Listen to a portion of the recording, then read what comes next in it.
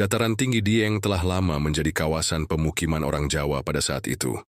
Sejumlah bangunan peninggalan abad ke-8 masih dapat ditemukan, baik dalam keadaan masih berdiri ataupun telah menjadi reruntuhan.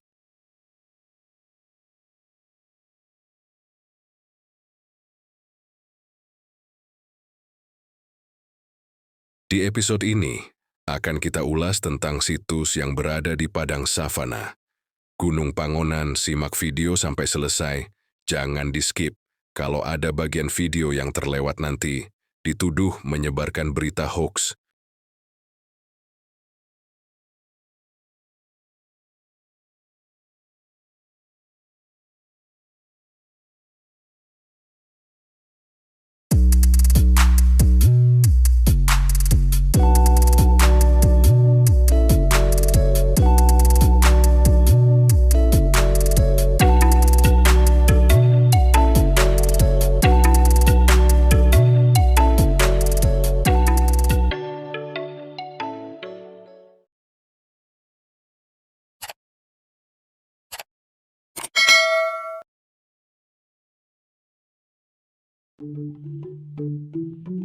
Dieng terkenal dengan keindahan alamnya. Kawasan wisata yang dikelilingi pegunungan dan perbukitan ini syarat akan pemandangan yang indah khas pegunungan hijau dan asri yang masih alami sehingga cukup menantang untuk dijelajahi.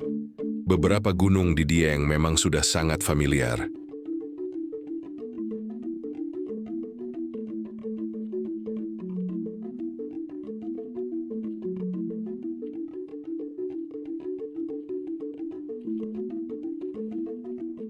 Yang antara lain nama Gunung Prau, Sikunir, dan Pakuaja, tentu sudah akrab bagi mereka yang hobi mendaki. Keistimewaan pemandangan sunrise di Dieng yang beda dari yang lain menjadi salah satu daya tarik yang terus mengundang para pengunjung untuk datang dan menjelajahi daerah pegunungan Dieng, negeri di atas awan.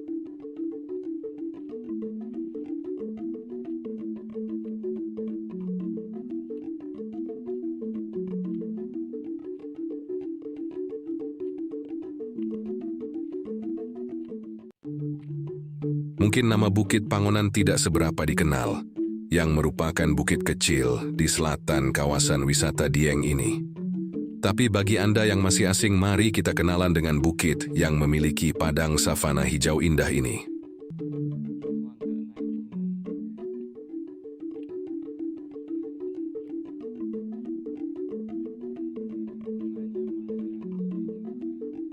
Di balik keindahannya, Dieng juga kaya akan situs-situs sejarah masa klasik abad ke-7 Masehi yang berupa candi, petirtaan, dharmasala dan bangunan lainnya, baik yang masih utuh maupun yang sudah menjadi reruntuhan.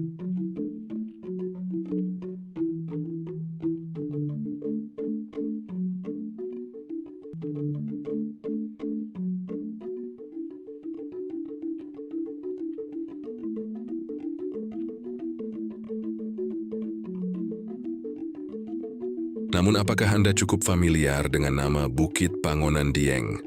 Mungkin beberapa di antara Anda sudah pernah mendengar atau bahkan menjelajah bukit pendek di selatan kawasan wisata Dieng ini. Tapi bagi Anda yang masih asing, mari kita kenalan dengan bukit yang memiliki padang savana hijau indah ini.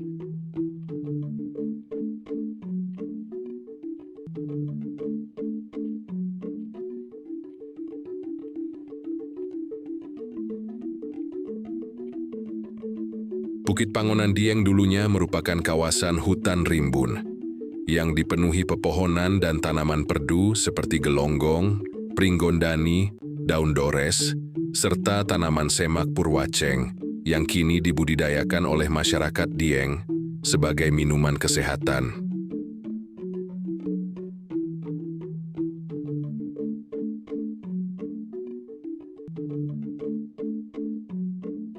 Terdapat setidaknya 3 jalur pendakian menuju Bukit Pangonan.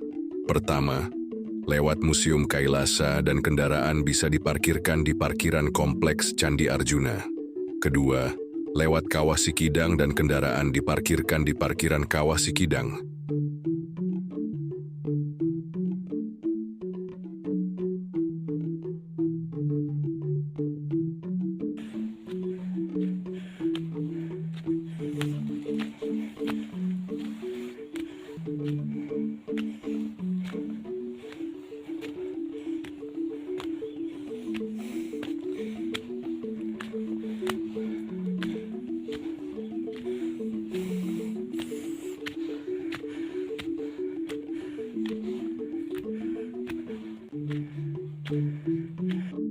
Rute ke Padang Savana bisa dimulai dari atas Museum Kailasa, melintasi perladangan penduduk, lalu melalui Jalan Pipa Geodipa.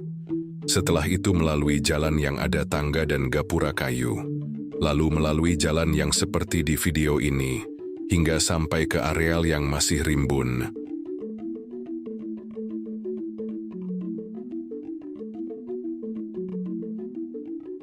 Untuk kemudian menyusuri jalan setapak kecil dan licin saat musim hujan, dengan sesekali harus menyibak tumbuhan semak yang menghalangi jalan, serta jurang curam di kiri jalan, sehingga butuh ekstra hati-hati agar perjalanan ke puncak Pangonan bisa ditempuh dengan selamat.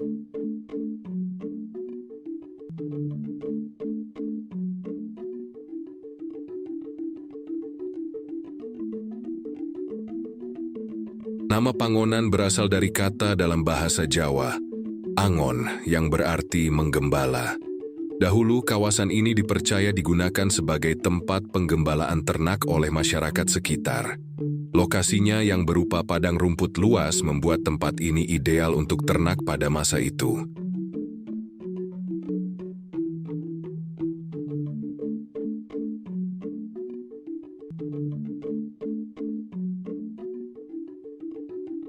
Gunung Pangonan Dieng merupakan bagian dari sisa letusan Gunung Purba di masa lampau, di mana ketika Gunung Purba Dieng mengalami erupsi dan kemudian terjadi dislokasi, terbentuklah dataran tinggi Dieng.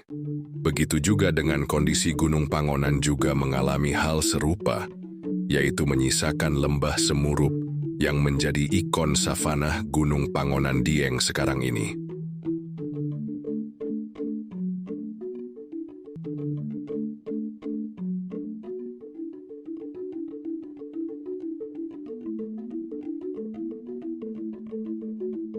Gunung Pakuwaja, Puncak Telaga Dringgo.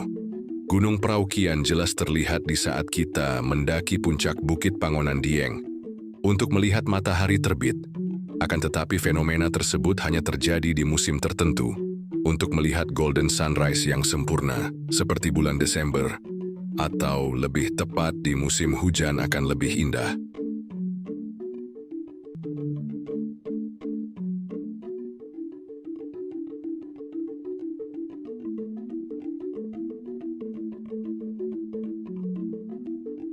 Namun lagi-lagi kondisi cuaca sering menjadi penghalang untuk menikmati sunrise Bukit Pangonan di musim sekarang, sehingga banyak yang memanfaatkan objek wisata baru di Dieng seperti Gunung Pangonan untuk kegiatan wisata camping terangan atau musim kemarau.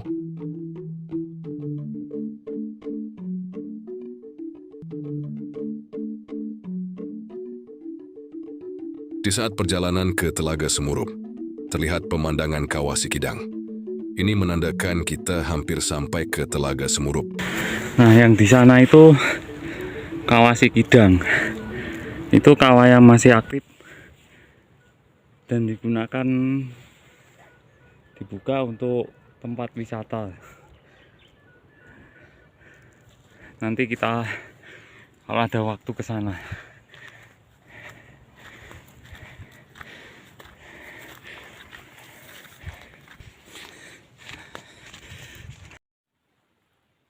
Nah, ini tuh udah agak licin musim hujan. Soalnya tadi malam itu habis hujan deras. Ini yang susah. Savana di Lembah Semurup Gunung Pangonan Dieng juga menjadi tempat pembentukan frost atau kristal tipis di musim kemarau, dan penduduk lokal sering menyebut pabunan atau embun upas.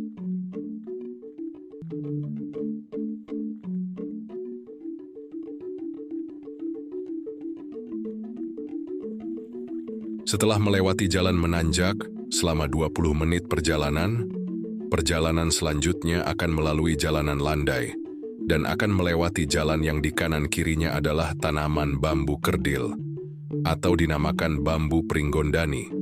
Jalan ini mirip terowongan sehingga dinamakan jalan babi hutan atau celeng.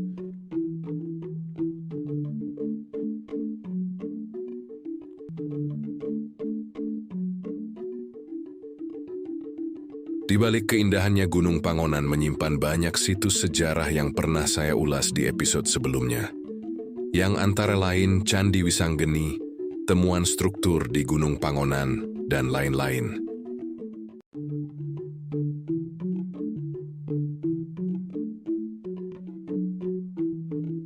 Ini membuktikan bahwa Gunung Pangonan sudah dikenal sejak abad ke-7 Masehi.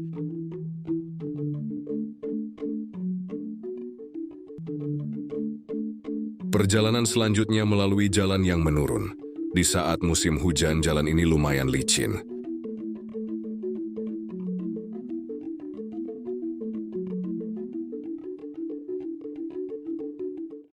Menurut cerita legenda yang berkembang di masyarakat, konon di Padang Savana Dieng, terdapat sebuah tempat yang disebut Padang Lumut. Tempat ini dikenal sebagai tempat yang angker dan mistis. Menurut cerita, Padang Lumut adalah tempat di mana arwah-arwah leluhur masyarakat Dieng bersemayam.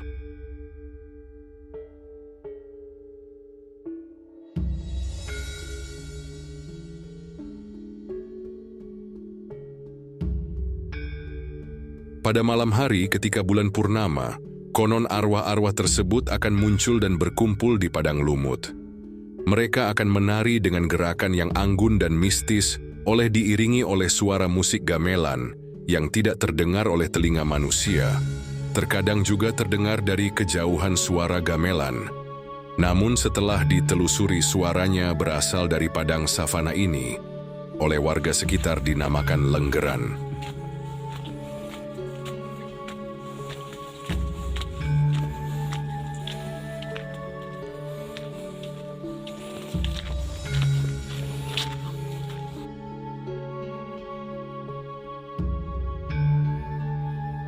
Cerita lainnya yaitu konon di Padang Savana ini dijaga makhluk mistis yang berwujud ular besar. Pernah saat seorang warga merumput di sini bertemu dengan ular besar yang melingkari Padang Savana ini. Konon air di Padang Savana ini tidak bisa dialirkan ke bawah, namun air yang dari bawah Padang Savana bisa naik.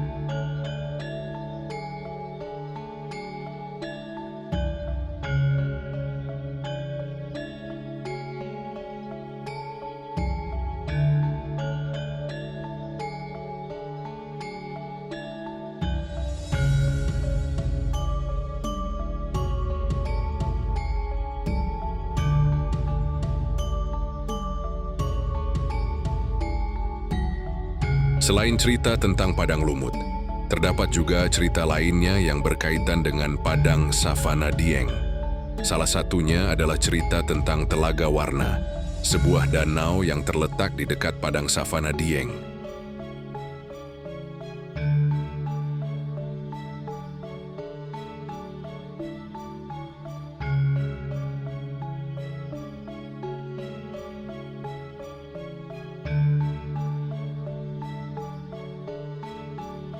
Konon Telaga Warna memiliki kekuatan mistis yang dapat mengubah warna airnya sesuai dengan keadaan hati orang yang melihatnya. Jika seseorang memiliki hati yang bersih dan niat yang tulus, maka air Telaga Warna akan berubah menjadi warna yang indah dan cerah. Namun jika seseorang memiliki hati yang kotor dan niat yang tidak tulus, maka air Telaga Warna akan berubah menjadi warna yang gelap dan suram.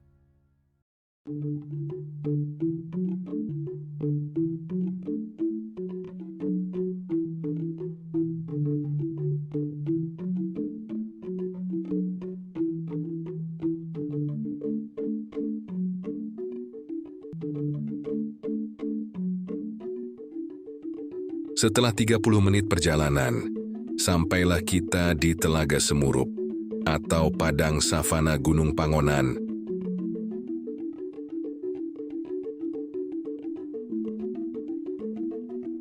Saat ini saya mencoba menelusuri, adakah jejak kekunoan di Padang Savana?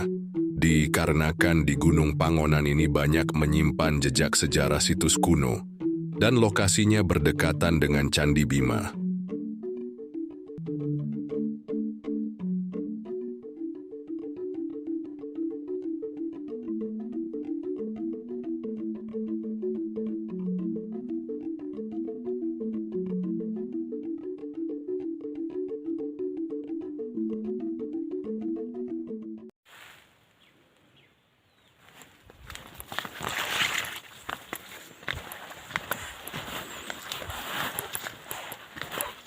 Nah, kita sudah sampai di Cagar Alam kawasan Padang Savana.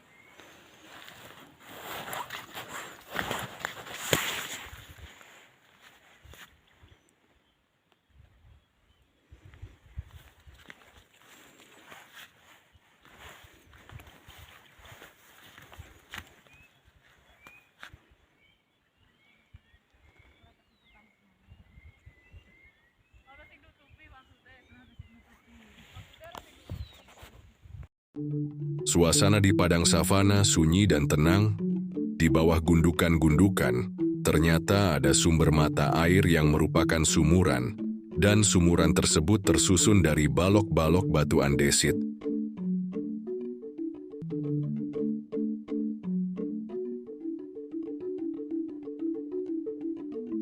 Dari kejauhan terlihat rerimbunan pohon. Pohon yang tumbuh adalah pohon cemeti. Di dekat rerimbunan pohon tersebut merupakan telaga kecil. Mungkin itu yang dinamakan Telaga Semurup.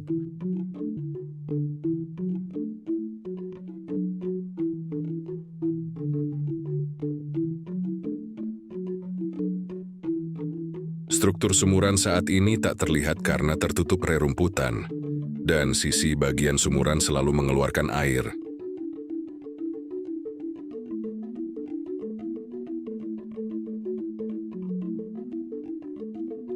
Menurut cerita warga, terkadang ada yang mengambil air ini untuk sarana ritual ataupun untuk pengobatan, karena ada yang percaya bahwa air di Telaga Semurup ini dipercaya dapat menyembuhkan beberapa penyakit.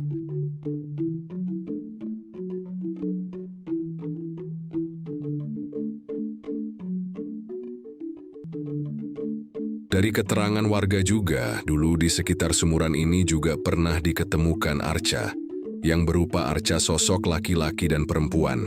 Bisa jadi itu merupakan arca Agastya, Mahakala atau Nandiswara atau Siwa, sedangkan arca sosok perempuan adalah Durga.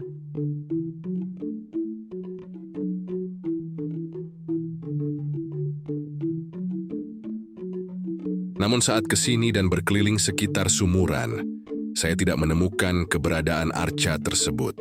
Juga tidak menemukan data lain, yaitu batu komponen lain selain sumuran ini.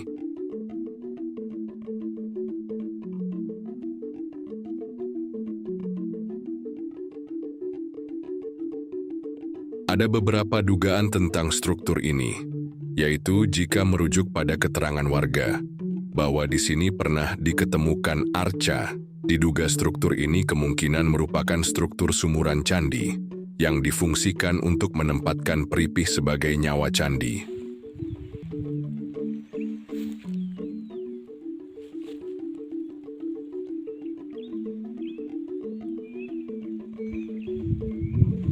Namun setelah berkeliling sekitar sumuran, saya pun tidak menemukan batu komponen lain, misalnya komponen atap, tubuh, dan lain-lain. Atau mungkin bebatuan tersebut tertutup tanah, atau rerumputan, atau juga sudah berpindah tempat.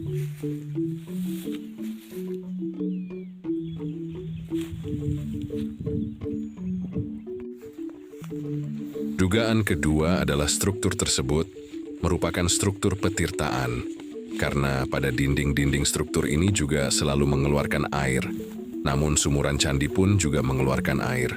Sebagai contoh sumuran Candi Setyaki, Sembadra, Candi Srikandi, dan candi lainnya.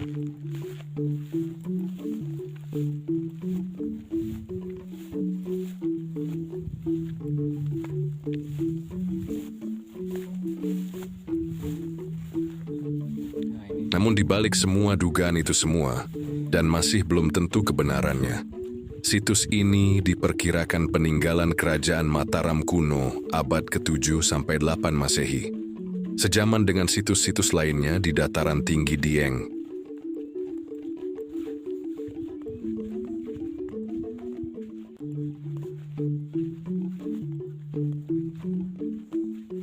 Dari data yang ada, Telaga Semurup atau Padang Savana Dieng sudah pernah dikunjungi oleh para leluhur di era Jawa kuno sejak abad ke-7 Masehi.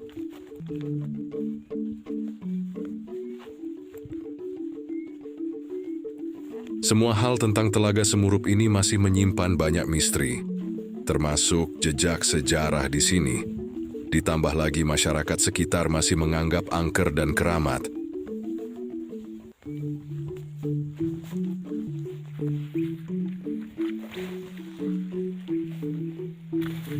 Jejak arkeologi dan cerita mistis tentang Padang Savana Dieng merupakan bagian dari kekayaan budaya dan legenda masyarakat setempat.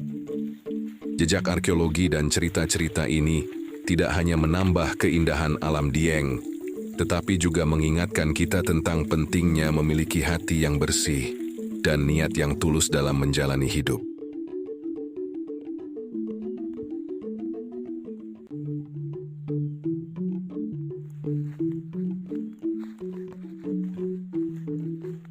Terima kasih telah mengikuti channel ini dan menyimak video ini hingga akhir video. Sampai berjumpa kembali di episode berikutnya.